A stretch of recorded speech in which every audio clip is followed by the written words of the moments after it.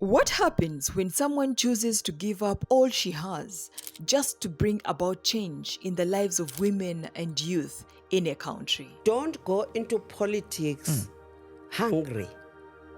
Please explain. Don't go into politics to make money. Make your money first. Make your name first. Ground yourself first. Then go into politics to serve. This is Honorable Dr. SGG Nyoni, a lady that has shown exceptional dedication by sacrificing all she has to uplift women and youth in Zimbabwe. As the Honorable Minister of Industry and Commerce in Zimbabwe, her selfless actions have inspired hope and empowerment nationwide, setting a profound example of altruism and leadership. Her legacy endures as a beacon of progress and compassion for generations to come. As we delve into the inspiring journey of the Honorable Dr. SGG Nyoni, the Minister of Industry and Commerce, join us by subscribing to the channel. Together, let's discover how Honorable Dr. Nyoni's unwavering commitment is shaping a brighter future for women and youth in Zimbabwe and by extension, Africa. Tune in and be part of the movement for positive change. Africa needs you.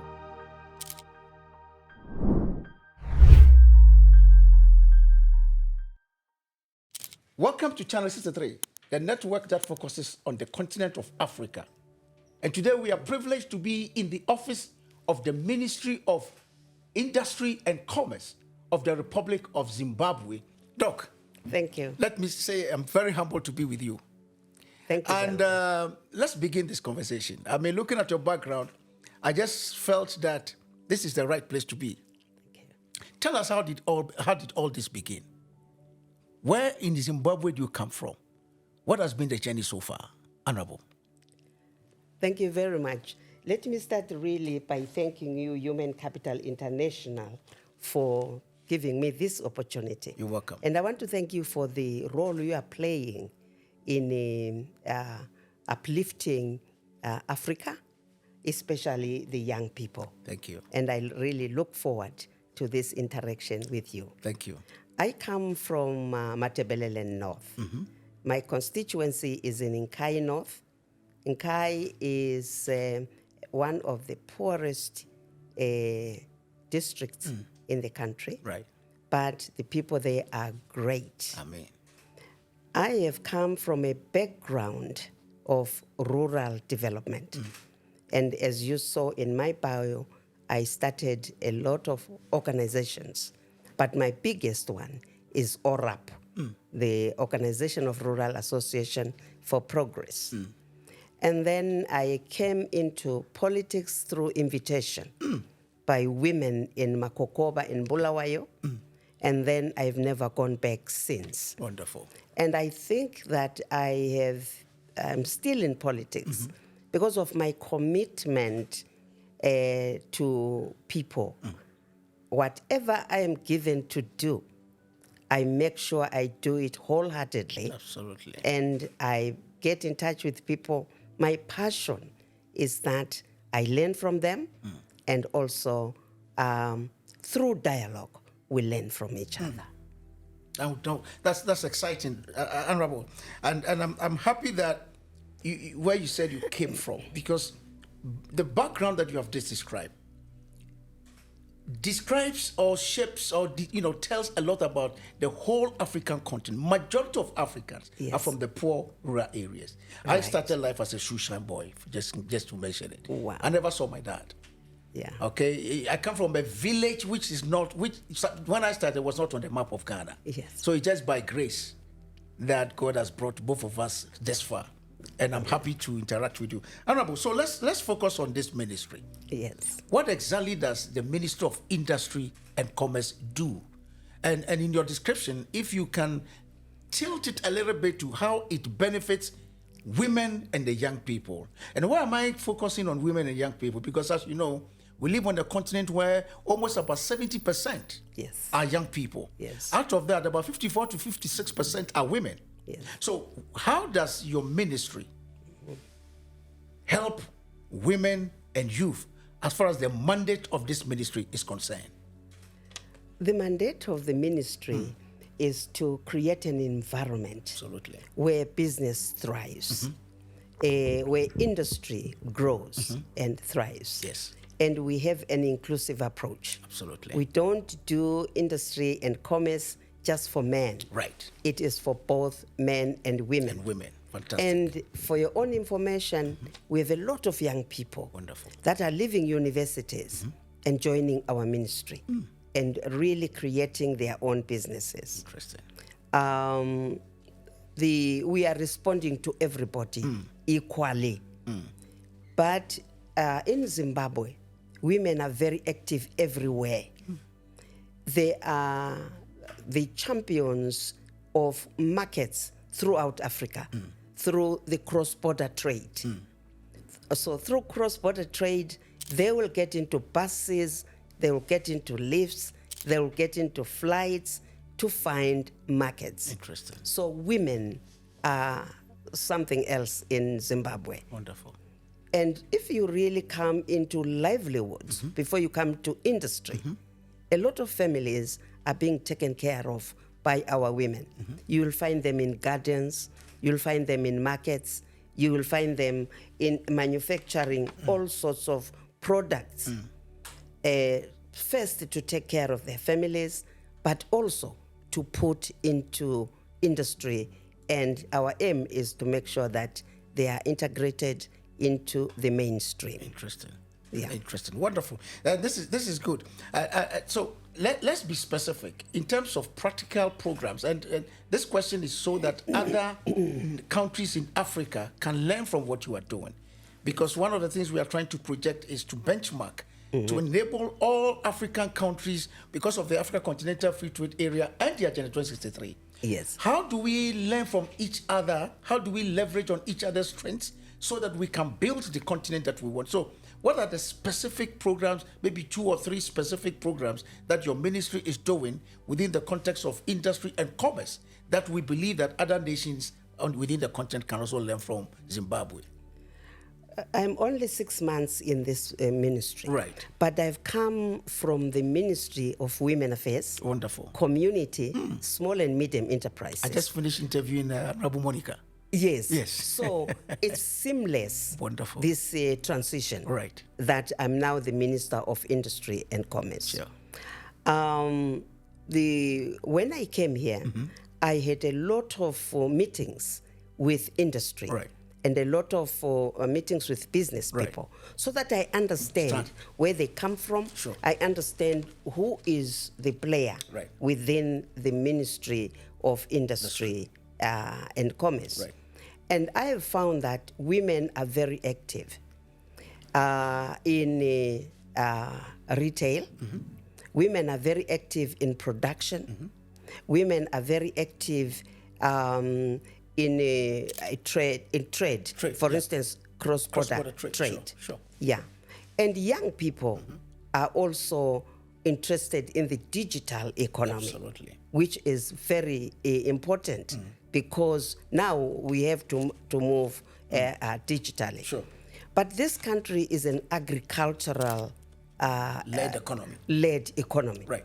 And a lot of women are in agriculture as well. Absolutely. So we are championing value chains from the land up to the table. Right. You know. So some women, they have set up factories to make to value add what they produce in the farm.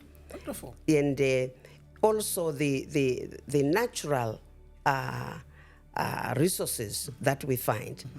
Like the other day, I visited a woman who was making juices from baobab powder. Baobab powder has been proven to be very, very healthy. And she's making healthy drinks using that. We have got women that are making clothes. We have got women that are making furniture. We have got women that are in furniture. Yes, they're making furniture.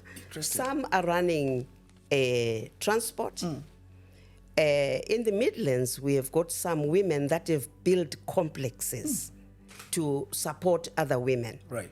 They are in real estate. Interesting. Zimbabwean women are very, very adventurous. But we are trying to make sure as a ministry that we encourage family businesses. Absolutely. Because when you do that, there is no problem in the inheritance. Absolutely. A lot of African companies fail when the father dies. Absolutely. Because there is nobody to take over. So as a ministry, we are encouraging family approach to business, so that if a spouse dies, the children and the other spouse are there to continue. And this has been very successful. Interesting. Yes. No, I'm happy that you've raised this issue, because, Honorable, as you know, if you look at the Asian communities, Yes. the Indians, the Yes. Chinese, Yes. the other, they have 3 generations of businesses, sometimes even 5 generations of business. But when it comes to us, and when I say us, Africans, Yes. we don't do that. Now, with your background as a development expert, what has been the issue? What is the challenge? Why can't Africans build family business to that extent? And what has been the key lessons that from what you have done in this ministry, other nations in Africa can learn from you? The issue has been I'm sorry to say, the chauvinism. The patriarchal Absolutely. approach to Absolutely. You are more diplomatic than I am. You know, we have, as we were growing up, Right. our men felt they were everything. And the women, we have had to struggle to be where we are. And the children have remained children. And we were supposed to be a mother, and the children would then be taken care of Right. by the men. Right. So the women then remained behind.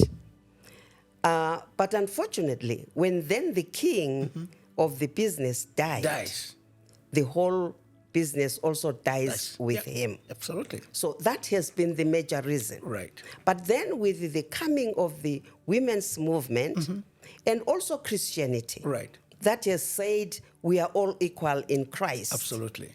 has really made women come up through the church, through clubs, and also through their organizations to come up to be equal to men. Absolutely. And this has really benefited Zimbabwe in that now you will find women going to school, going to university, and some of the women are doing courses that are leading them into industry. They are doing courses that are leading them into engineering, that are leading them into technical skills that will enable them to be part of the process. of industry. You know, Honorable, you're almost bringing tears in my eyes, and I'll tell you why. One of the things that has inspired this whole program is how do we bring faith-based institutions into development, into policy formulation? Yes. We are talking about a continent that has almost 99% of the population are either Christians or Muslims. Yes. But you and I know, as a development expert, that when it comes to policies, Yes. when it comes to development, faith-based institutions are completely excluded. We only resort to them when there's a problem like COVID, and we want to now implement solutions and what have you. Now, as I'm inspired. I am really inspired by what you have just said. So the question that I always ask people that I interview, which will be at the last point, will be, and this is not to me, we are ending now. From where you sit, how do we bring faith-based institutions into mainstream policy formulation, development, and all of that from your experience, Honorable, if you don't mind? Yes, faith-based institutions are very important. Wonderful. Some of us were made by that. We went into mission schools. We were working with nuns. We were working with priests. We were working with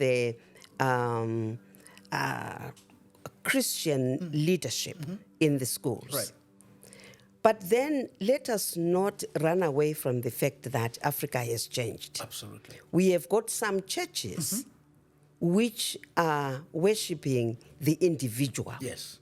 so Right. that the pastor becomes the centerpiece, not God. Absolutely. Yeah, I want us to make that distinction. And I agree with you 99.99%. Yes, and that worries us women because some of the men have taken God, used God to gain power for themselves. Absolutely. And then in the end, you discover, oh, excuse me, here I'm really not following God. I am following human. this man who is building an empire for himself. Absolutely. Having said that, there are some churches that have stuck to the theology, the Christian theology, that sticks to the biblical teachings Absolutely. of what we call in Africa UBUNTU. Ubuntu, yes. That the Bible teachings links to the African culture of Ubuntu. Absolutely. And then when you do that, you are really acknowledging that Africa is something to contribute. Wonderful. Christianity is something to contribute. And when we come together, the true Christianity that derives its faith from the Bible, and the African who's rooted in Ubuntu, then we produce a good leader. Absolutely. Without the two coming together, we then have fake leaders that will not consult their people, that will not respect their people, that will not ground their programs on their own heritage. In Zimbabwe, we even have heritage-based education. Interesting. Because that is who we are. We start from who we are, and then we move from who we are to linking with other people. Therefore, Christian or faith-based leaders to work with politics is very important because they need to nurture us. Interesting. They need to help us to be human, because sometimes politics can be about power and not about people. Sure. And then faith-based leaders need to keep on reminding us that politics is about people. Politics is about understanding the situation in which people live. And then you as a political leader who makes policies and decisions, you make programs to do something about it, so that together we develop a balanced human being, spiritually, intellectually, politically, and also all the others. All Holistically, realities. if you like. Holistic human beings. Yes. You can't do that if you leave faith-based leaders out. I am so humbled, Your Excellency. Honorable, I'm so humbled. I was in Kigali and I interviewed the former foreign minister of the Republic, who is a Christian. Yes. And he was sharing with us how in Kigali now, Yes. if you're a pastor, if you don't have theological, at least a diploma in theology, Yes. you cannot set up a church. But of course, this discussion is not about that. But for us, we believe that because the majority of Africans are faith-based, Yes. it is important that we include them. And I like the way you put it, but let's deal with the excesses as well. Yes. Because if we don't deal with the excesses, then we are not actually getting the best that we want to get from the faith-based institutions. Sure. And sure. I agree with you. So let me say this. I think that, to be very fair with you, I think the Western media has not been fair to Zimbabwe. Very true. Because when I came to Zimbabwe, this is my first time, I am amazed at the systems in place. I'm amazed at the level of development. Yes. I'm amazed at the president's vision. Yes. And how he emphasizes that, look, Zimbabwe can only be developed by Zimbabweans. Yes. And that the natural resources God has given to us, all the talents we have, let's build together. I am humbled. Yes. And I now understand why the president is doing so much, because he has people like you in the government. And of course, the other ministers that I've had the privilege of interacting with. And I want to commend you guys for what you are doing. Thank you. I mean, it's awesome. It's awesome. Thank So let's talk about the issue of Africa Continental Free Trade Area. Yes. You mentioned that, and it's all over Africa. Women are leading in the informal sector. Yes. Women are leading in SMEs and all of that. Yes. Now, but from where you sit, Honorable, Yes. you have a wealth of experience in this thing. What do you consider to be some of the key feeding problems that as a continent we need to look at to enhance the involvement of all African entrepreneurs in cross-border trade and intra-trade as you know it? Let me start by saying, what are the advantages? Absolutely. What are the take-homes? When you look at Africa, we are a market Absolutely. of over $3 trillion. Yeah. Sure. And that alone is fantastic. And we have over 1.3 billion people. Sure. That is an advantage. And that is advantage number one, that we are a people and we have the population. Number two, we have got countries like Zimbabwe that has developed its people. Zimbabwe is the highest education level, literacy level. So we have educated Africans. And I'm not interrupting, Honorable. I've seen some of your schools. Yes. And the way it's programmed and, oh my goodness. Yes. You guys have done well. Thank you. Thank you. So that is an advantage. We also have universities in Zimbabwe where we are saying we would like our young people to go to university to create jobs, to create products. And His Excellency, the President, Dr. Idim Nangatwa, is very passionate about that you don't go to university to learn to be employed. You go to university to innovate, to create, and also to set up yourself. Interesting. So those are advantages that we then have got an entrepreneurial spirit in Africa. Absolutely. Go everywhere in Africa. Absolutely. You don't find idle women sitting outside. Everywhere in Africa you find market women. Absolutely. And they are the richest, by the way. And they feed the family. They feed the family. Absolutely. We therefore also have the educational systems that now are changing to give skills to our young people. Right. And there is now a political will. The political will is very important because if we as politicians don't facilitate women, the disadvantaged, we then become a stumbling block. Absolutely. Now to come to your question, what are the disadvantages or what are the challenges? I think challenge number one for me is still the mentality that the African has, that the Western product is better than the African product. Number two, that the Westerners can think and act and do and organize better than us. Absolutely. In Zimbabwe, we are shaking that off. I'm just as good a human being as any other in the planet. Africans have to rise to that. And then number three, the infrastructure that Africa has to connect us. Absolutely. To start with connectivity. Today, if you are not connected digitally, you are not part of the globe. Absolutely. So that is one of the disadvantages, that you are still not digitally connected as African countries. And secondly, the hard core, let me say, the hardware infrastructure. You can't move from here to Tanzania or from here to Morocco.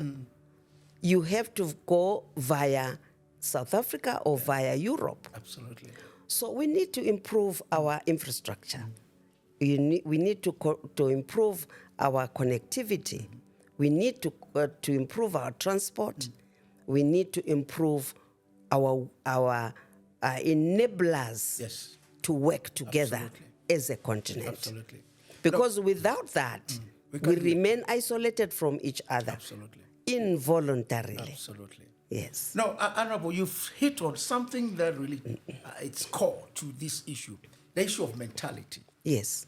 Africans, particularly the younger generation, have come to believe that anything African is alien to them. Yes. Some people even travel to Europe. The children don't even know the indigenous languages. Yes. And they come back home and, they see the old lady and, they think that, who is this person? They don't understand. My question is, what is Zimbabwe doing right? How have you succeeded in shaping and tackling this mentality thing that other countries can learn from you? It's a major thing.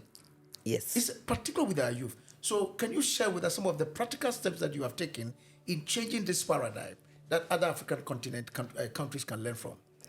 I think the first advantage that we had is that we had a revolution. Our war of liberation also liberated the mind. Absolutely. We fought to be ourselves. We fought for our land. And then even after we got independence, we waited 10 years. After that, we took the land. And then we went into sanctions. When we were under sanctions, we then started thinking we can't die. We have to be innovative, creative. We have to survive. Not only survive, we have to grow. And we allowed Zimbabweans to be as creative as possible. Take myself, for instance, I started an organization called ORAP, whose major objective is to take the lessons from the war of liberation.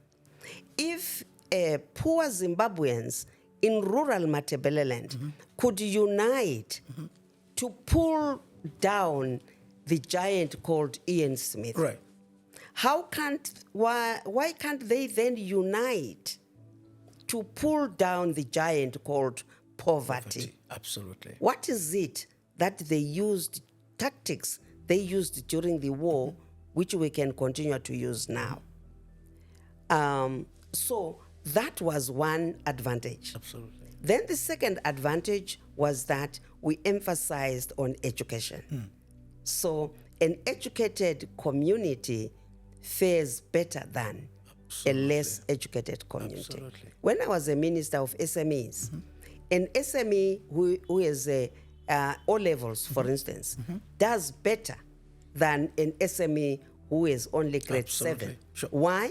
Because they are able to Google, they are able to go across to other countries and communicate with other countries. So Zimbabwe had that advantage of educating its own population.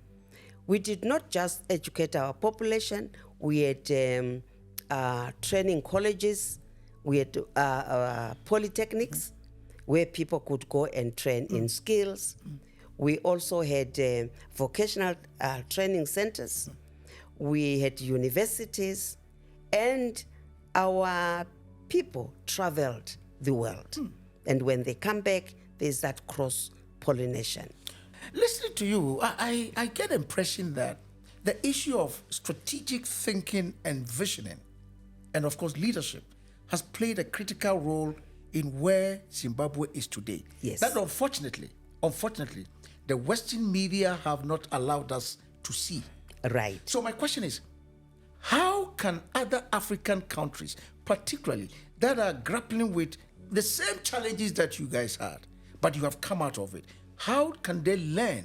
What are the key things? Let's say if a minister came and had a lunch with you and said, give me 3 points that I can take home. What would be those 3 points? Along the lines of, how do we get our young people strategic thinking, leadership, and strategic vision? How did you guys get all of these? I think it's about passing the baton stick. Let me say something to you. Coming here, I was sitting next to me with a Nigerian professional. Yes. And I said, so what is the quality of baton that this generation is going to hand over to the next generation? Yes. He looked at me quietly and then he said, maybe that baton, the quality will look like spaghetti. You know spaghetti? The quality? We look like spaghetti. You know spaghetti? Yes. And I said, why? He said, my brother, the issue of leadership is key. Very. But we don't seem to have it. Yes. So how did you guys get it right? I think we shouldn't really think we have got it right. We are in the process. You're in the process. Also. But at least. But yes. But I think our leaders have done very well. Absolutely. Yes. Our president is very interested in young people. But our young people themselves also, they've done a lot. They are fighters. They are go-getters. They come here. And then when I say I want to deal with Zimbabwe Chamber of Commerce, I see young people coming here and say, we are members of ZNCC. I said, how come? He said, yes, we have got our own businesses. So we are members. We are the youth wing of that. Interesting. I think also the dialogue. I am a mother of 4 grown-up children. And I think what has worked is to sit around the table and talk to your children. Let them talk to you, you talk to them. We haven't succeeded in Africa, but I think let's try to dialogue with the young people. They have a lot to teach us. That's why you saw on my bio, I'm interested in the bridging the digital and the intergenerational gap. Young people are not stupid moving beings. They are very intellectually gifted. They are thinkers. They are creators. Let's listen to them. Absolutely. Let's give them platforms to express themselves and also to create, to act, and to create what they think they want to be. So I think that has been a good thing in that we have got a youth day, like the 21st February, where the president meets with all the young people and they have a youth dialogue. We also have a Ministry of Youth. We have youth organizations. But having said that, we still have a lot to do for our young people. There are some that still haven't got it.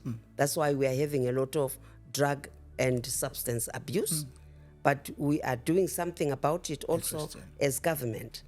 But what is pleasing is that I had discussions with young people who are concerned about other young people.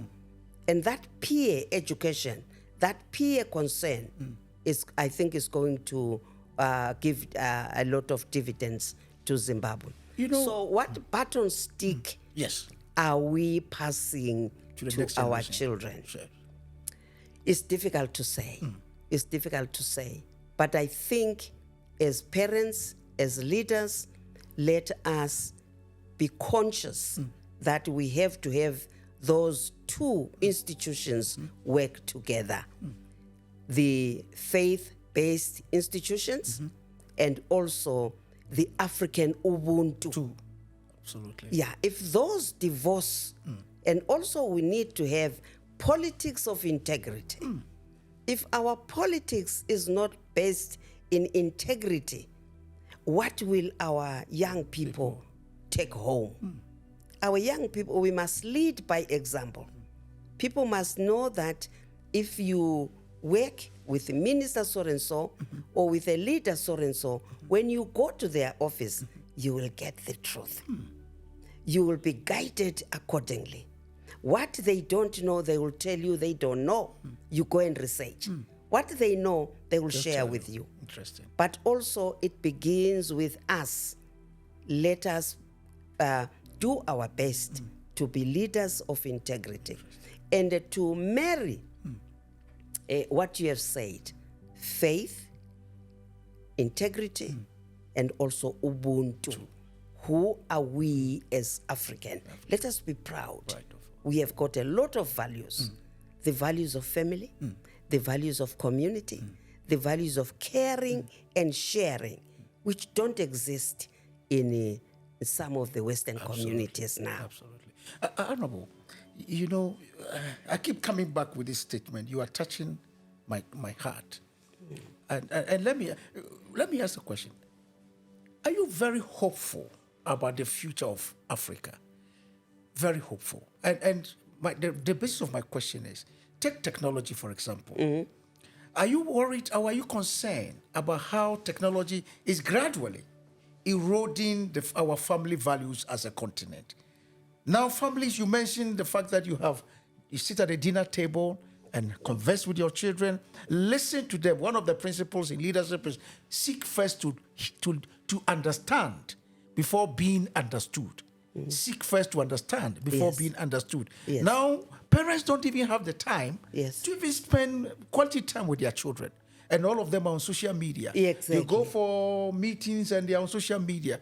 Are you Exactly. worried about these things? And if you are worried, how can the governments of Africa minimize the negative impact of technology on our young people, and as a result, on the eroding of the family values that we have? Let me give you a concrete example. Please do. I'm now a grandmother. Right. I have got grandchildren that are now going to school. I am the last in my family. So my elder brothers and sisters have got grandchildren that are older than mine. So this Christmas, I organized a grandchildren's party. And I hosted them. So what I did was to ask all my brothers and sisters' grandchildren, and also my cousins. It was real extended family. And 48 grandchildren from my extended family came, and together with their friends. And I made T-shirts to say, "Run the world," and spread happiness everywhere. So that was their T-shirt. And then I had an envelope for each one of them with money inside and a Bible. That was their Christmas gift. Oh, good. So we had a dialogue. They shared so that they get to know each other. So in my speech, I said, I would like you to form a chat group so that you share. This money I'm giving each one of you is for you to invest so that you don't become dependent on anyone. Absolutely. I want independent grandchildren who love God and also who go to school seriously and pass. And guess what I got yesterday? Because then I have been chatting with them. I am in that chat. And I've been saying to them, what have you done with your investment money? One of my brother's grandchildren answers and said, Gogo, I've invested my money in studying cyber security.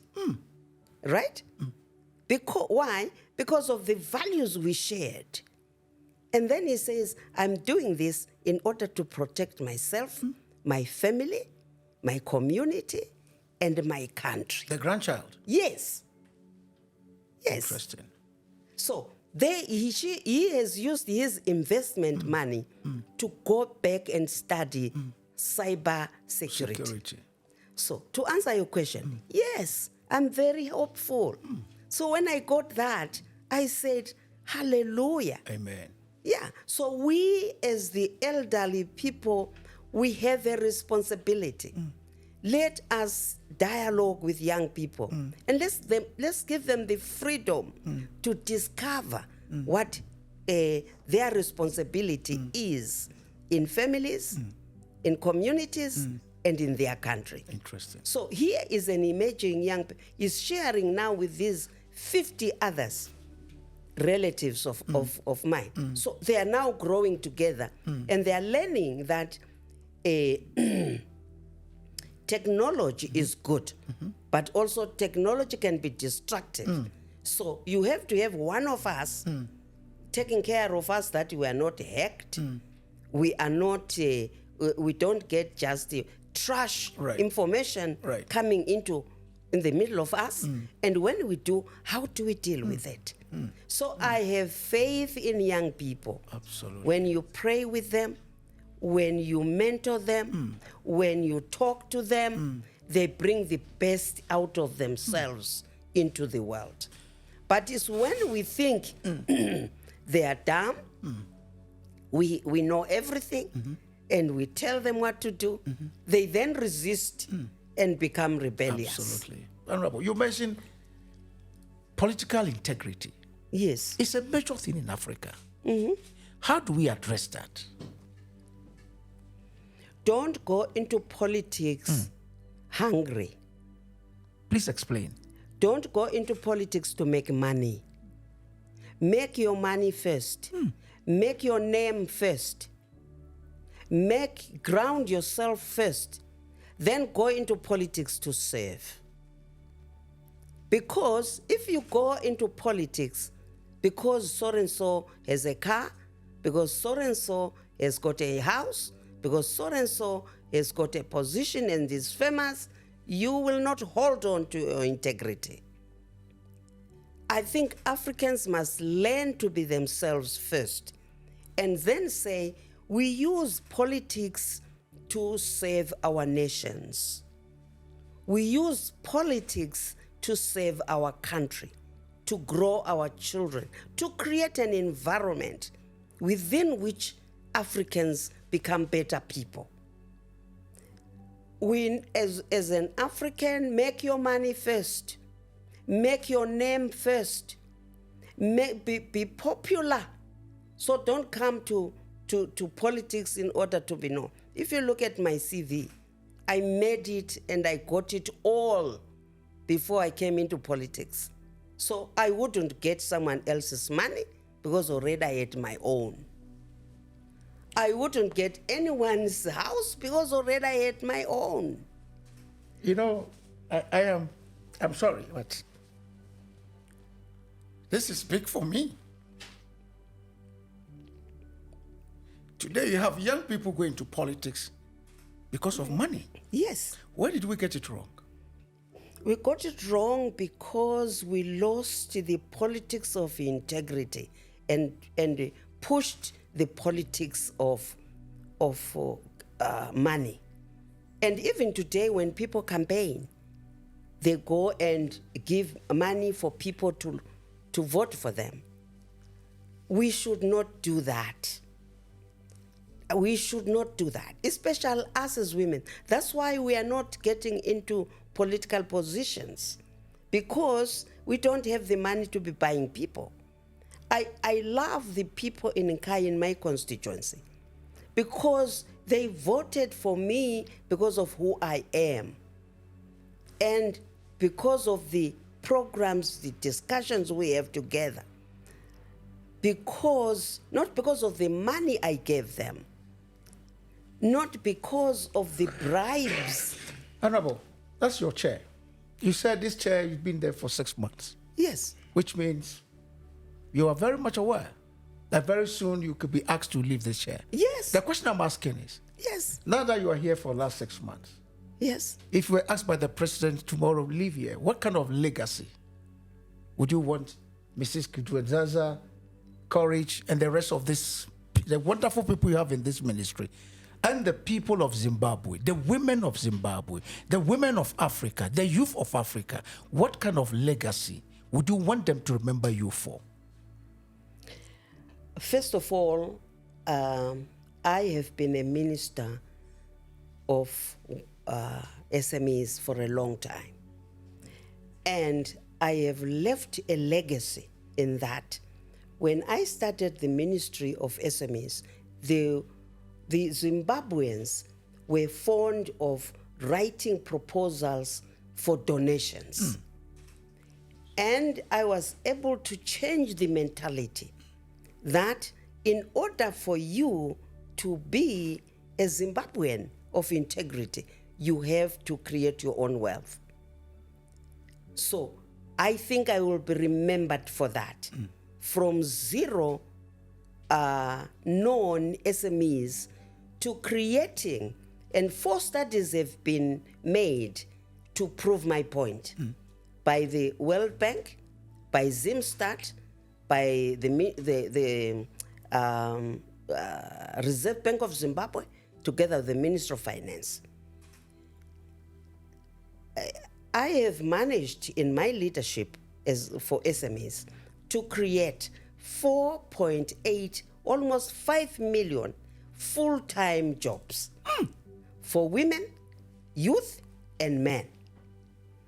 And I have also managed, through those studies, not thumb sucking, you can Google all those studies, that 3.7 million Zimbabweans are in the SME businesses. They've come out of poverty because they wake up in the morning, go and do their small business, feed their families.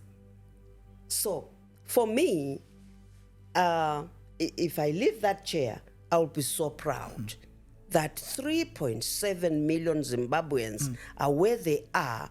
They are not beggars in the street because they are doing their own small businesses. 4.8 million full-time jobs were created during my leadership.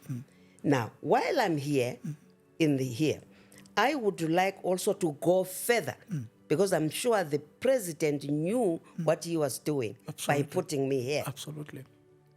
So I would like to continue that and create a typically Zimbabwean economy. Because all those 3.7 Zimbabweans that are in business, I would like to develop a pull factor. There are some that graduated from medium to large, others from small to medium. And I would like to create an environment where all those people who were in the medium enterprise want to come and become large because of the environment that I would like to create. So I would like to do that through a few things. The first one is I would like to create linkages. Zimbabweans must work together. Absolutely. It doesn't matter where you are, work together. For now, we have a jewel economy. Those others and us, the small, the informal sector, the vendors, the what. Zimbabweans must not label each other. Let's all be in one economy. I would like to create linkages that makes Zimbabweans proud of being of running their own economy, no matter where they stand. And also, what is lacking right now is, a lot of people say it's finance. Yes, it is. But what is lacking in Africa is planning for economy, our economies, and having infrastructure where people have decent workplaces. Absolutely. We have a lot of people in the street today, all over Africa, because we don't plan for the expansion. We don't plan for these 4.8 jobs. Where are they going to be generated from? So one of the things that I will work very hard on that chair for is the infrastructure. Absolutely. The industrial parks for our people to have decent work space. I would also like to promote rural industrialization so that people don't flock from the rural to the urban. Yeah. We need to create more jobs through these linkages. Right. We also need empowerment. Absolutely. Empowerment is a very motive word, but we need to unpack it. Absolutely. And operationalize it. Yes, we need to unpack it. And by unpacking it, we need to develop a new mentality. Absolutely. We must buy Zimbabwe. We must eat Zimbabwe. We must produce Zimbabwe. We must be proud of really wearing a Zimbabwean dress. Absolutely. Yeah. Absolutely. We must be proud of eating Zimbabwean food. We must be proud of involving each other, you know. For instance, in this country, Right. there are some reserved sectors for Zimbabweans, like transport, like hairdressing, like, retail. So all those, I would like to see them streamlined and Zimbabweans involved meaningfully for them to get empowered through those reserved. Thank This you. is your camera, Honorable. Yes, This program is watched within the 55 nations of Africa and beyond. yes, You have an African continent that's almost 72% are young people, yes, age below 35. yes, With your wealth of experience, please speak to them from your heart. yes. What kind of Zimbabwe do they want to see by 2063? What kind of Africa do they want to see by 2063? I know Zimbabwe has 2030. Put that all of that in and speak for as a grandmother. Yes, What kind of youth? Just like how you met with your grandchildren. Yes. Please advise the young people for us. I think the young people must not give up on themselves. They must know that they are the asset that Africa has. They are all we have. And they mustn't give up on themselves. They mustn't give up on each other. The first thing they need to do is each one of the African youth to sit down and say, who am I? Where am I going? And then from there, link with another youth that thinks like you. And then expand that thinking, that searching for authentically African leadership. No one will give it to you. Nobody will give it to you. It has to become from inside out. And then when it comes inside out, that is what we call innate resilience. Africans, we have got this innate resilience that our young people must build on. Innate resilience is resilience that nobody gives you, but God. You were born with it.